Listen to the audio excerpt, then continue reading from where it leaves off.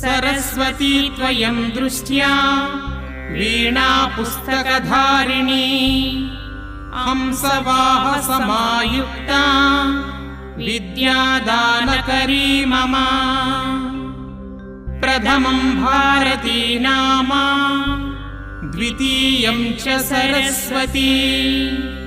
तृतीयं शारदा देवी चतुर्थं हंसवाहना पंचमं जगति ख्याता